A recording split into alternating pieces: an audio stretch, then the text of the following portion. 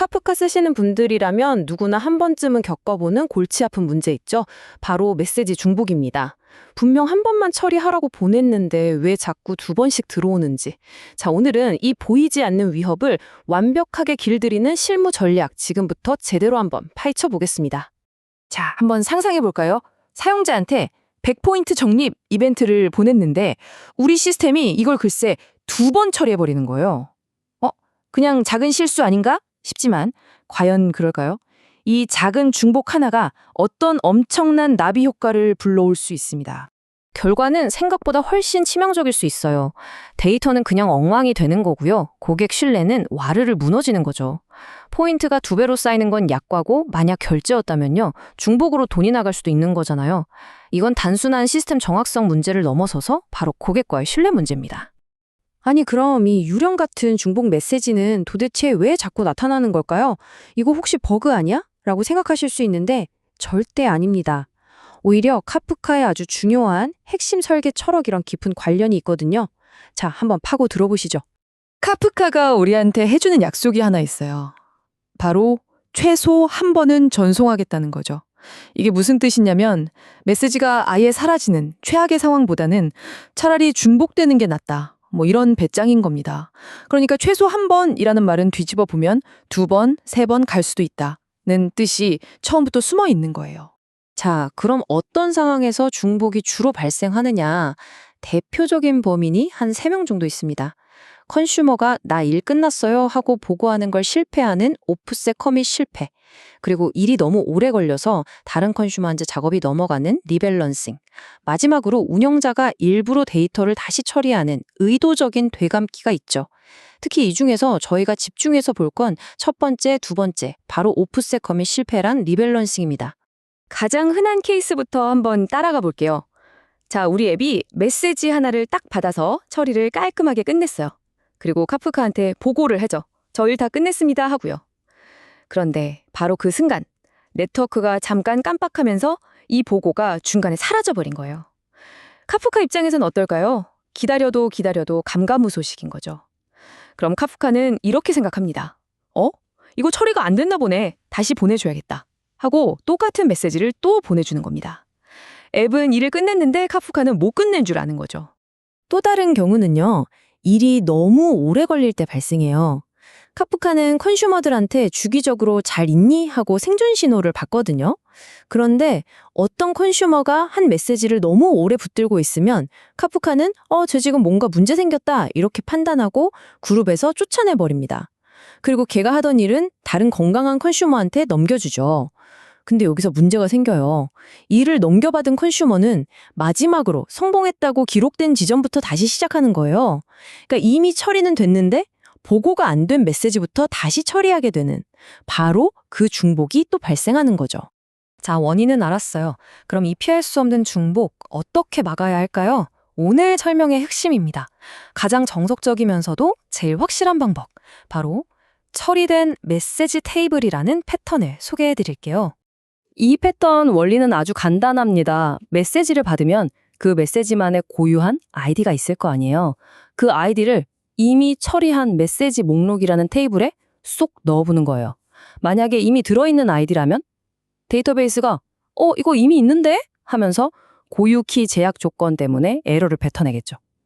바로 그 순간 아하 이거 중복이구나 하고 그냥 무시해버리는 겁니다.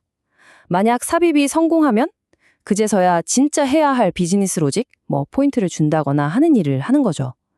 그리고 제일 중요한 건 이 기록하는 작업이랑 실제 비즈니스 로직을 하나의 덩어리, 즉 트랜잭션으로 묶어서 한 방에 커밋하는 겁니다. 네, 방금 말씀드린 거 바로 이겁니다.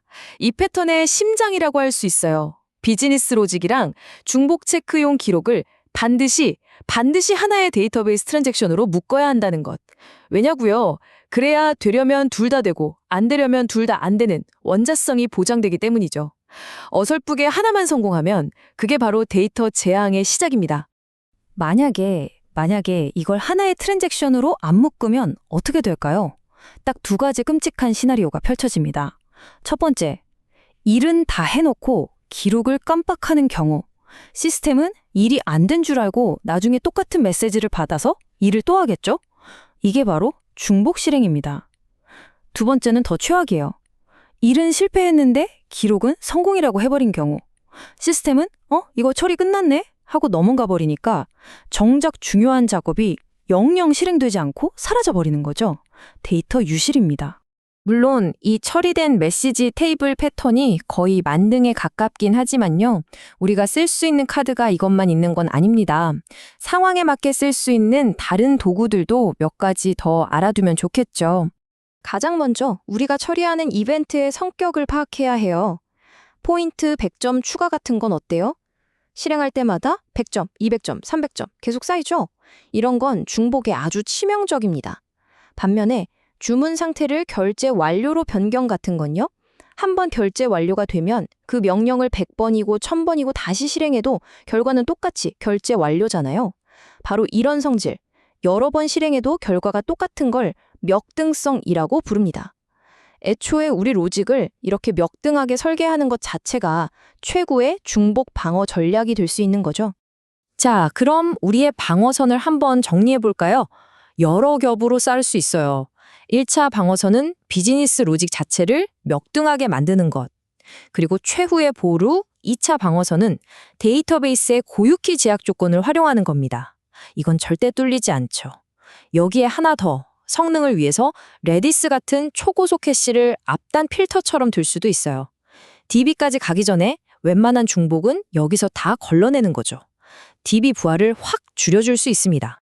그런데 여기서 정말 중요한 경고가 하나 있습니다. 레디스는 어디까지나 성능을 도와주는 헬퍼이지 데이터의 일관성을 보장해주는 수호신이 아니라는 거예요. 왜냐면 레디스에 쓰는 거랑 DB에 쓰는 걸 하나의 트랜잭션으로 묶을 수가 없거든요. 그래서 레디스는 속도를 위한 보조수단일 뿐 최종 데이터의 정확성은 반드시 데이터베이스가 책임지도록 설계해야 합니다. 이거 정말 중요해요. 자, 이제 거의 다 왔습니다. 오늘 이야기한 모든 것들을 관통하는 가장 중요한 핵심 원칙, 우리가 카프카를 다룰 때 가져야 할 마음가짐은 뭘까요? 바로 이겁니다. 관점을 완전히 바꿔야 해요. 나는 중복을 막겠다가 아니라 나는 중복이 터져도 우리 시스템은 끄덕없도록 만들겠다는 것. 이게 바로 카프카의 최소 한 번 전송이라는 특징을 제대로 이해하고 그 위에서 춤을 출 줄 아는 개발자의 자세입니다. 자, 오늘 내용 마지막으로 한번 정리해 볼까요? 여러분의 컨슈머를 무적함대로 만들어줄 체크리스트입니다. 첫째, 중복은 버그가 아니라 일상이다. 그냥 받아들이세요. 둘째, 비즈니스 로직은 최대한 멱등하게 설계하세요. 셋째, DB 작업은 무조건 하나의 트랜잭션으로 묶으세요. 넷째, DB의 고유키 제약 조건을 최후의 방패로 삼으세요. 마지막으로, 캐시는 성능 부스터이지 만능 해결사가 아니라는 점 꼭 기억하시고요. 자, 오늘 우리는 카프카의 중복 메시지라는 보이지 않는 위협의 정체를 파헤쳐 봤고요. 이걸 길들일 수 있는 아주 강력한 전략들도 손에 넣었습니다. 이제 공은 여러분에게 넘어갔습니다. 여러분이 다음에 만들 컨슈머는 어떻게 이 중복이라는 공격에 완벽하게 대응할 수 있도록 설계하시겠습니까?